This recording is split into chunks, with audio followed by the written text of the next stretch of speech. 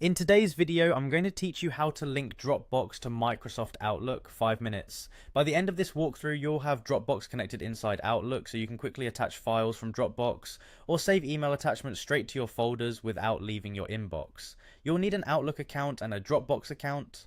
I'm demonstrating in Outlook on the web, but the flow is very similar in the new Outlook for Windows. Start by opening your browser and going to Outlook. Sign in if you're not already.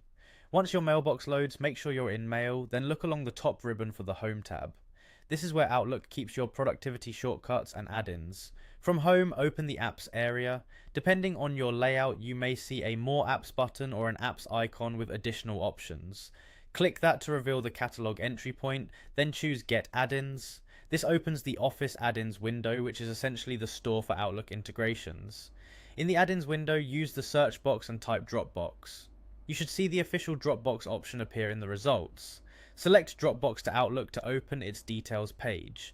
Here you can skim the description to confirm you're installing the integration that lets you share Dropbox links in emails and save incoming attachments back to Dropbox. Click Add to install the add-in.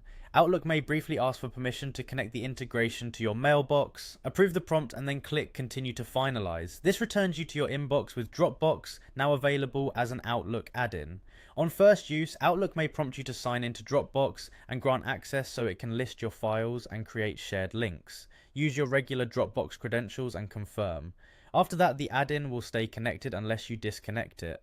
To check that everything worked, compose a new email and look for the Dropbox icon in the message toolbar. If you don't see it right away, refresh your browser or close and reopen the Compose window. You can also open apps from the toolbar and pin Dropbox so it's always visible. A couple of quick tips: if you're using a work or school account and don't see Get Add-ins, your administrator may have restricted installations, so you might need to request access.